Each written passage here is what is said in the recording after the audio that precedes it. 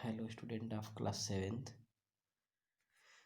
बेटा इसके पहले हम लोग जिस चैप्टर को स्टार्ट किए थे उस चैप्टर को आगे बढ़ाते हैं। कैपिटल सिटी हम लोग पढ़ रहे थे। तो इसमें देखते हैं कि जो उस टाइम के राजा थे वो आगरा, दिल्ली, लाहौर ऐसे जगहों पे अपना इम्पीरियल एडमिनिस्ट्रेशन, अपना राजसी प्रशासन चलाने के लिए, कंट्रोल करने के लिए कैपिटल सिटी बनवाते थे।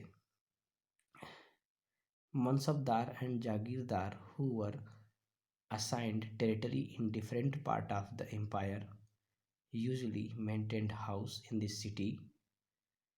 तो जनरली जो मनसबदार और जागीरदार लोग थे, जो जिस क्षेत्र में रहते थे, वो अपने एम्पायर, उस साम्राज्य में, अपने एम्पायर में अपने घर वगैरह को, अपने हाउस वगैरह को मेंटेन किया करते थे।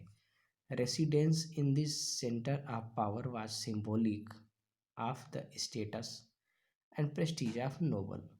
तो उन शहरों में अपना ऊंची ऊंची बिल्डिंग या घर बनवाने का जो उन लोग का जो शौक था, या जो रेसिडेंस बनाने का मतलब आवास बनाने का जो उनकी जगह होती थी, वो एक उनके पावर या प्रेस्टीज यानी कि प्रतिष्ठा का स्वरूप हुआ करता था। जैसे लोग बड़ा घर बनवाते हैं तो क्या दिखाने के लिए, कि उनके पास पावर है, पैसा है, यही दिखाने के लिए। The presence of the emperor and noblemen in this center meant that a wide variety of service had to provided।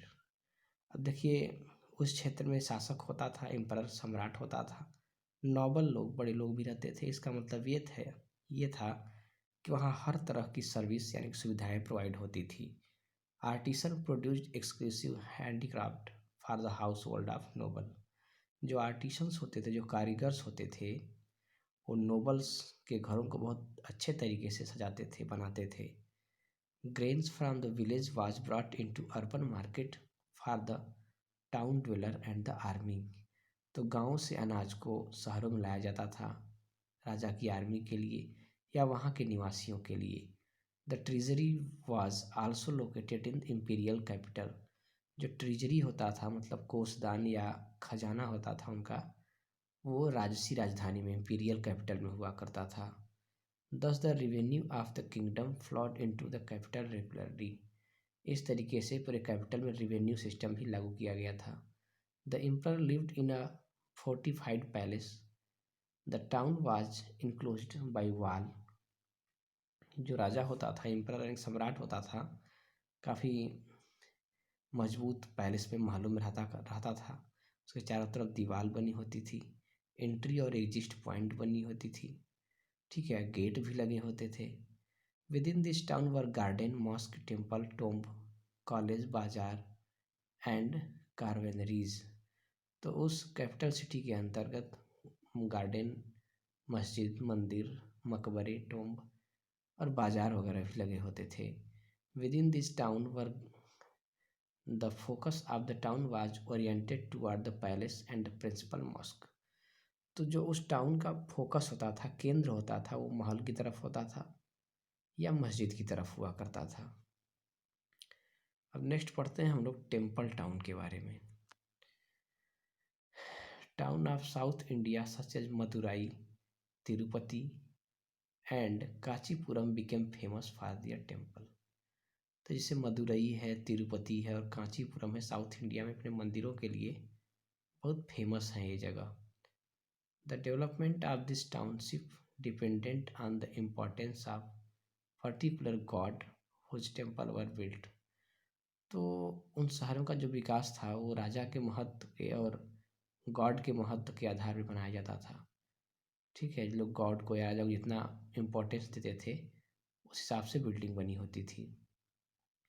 This towns were also important commercial centre. ये जो शहर होते थे वाणिज्यिक केंद्र होते थे, व्यापार का भी केंद्र हुआ करते थे। Religious festival often coincide with fairs linking pilgrims with trade. तो रिलीजियस फेस्टिवल, धार्मिक त्यौहार वगैरह मनाए जाते थे क्योंकि ये सब तीर्थयात्रियों से जुड़े होते थे, ठीक है। Generally the ruler was the highest authority and the principal patron of religious institution. जो शासक होता था वो सबसे बड़ी संस्था, सबसे बड़ी सबसे बड़ी अथॉरिटी होती थी, जो सभी के धार्मिक संस्थाओं का रक्षक होता था।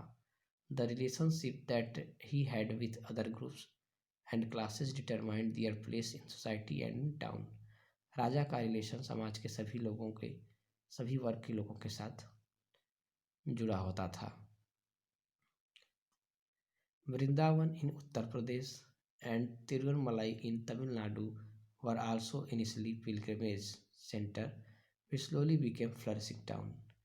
जैसे उत्तर प्रदेश का वृंदावन है, तमिलनाडु का जो तिरुवन्नमलाई है, ये एक प्रसिद्ध तीर्थ स्थल है जो धीरे धीरे शहर के रूप में परिवर्तित हो गया।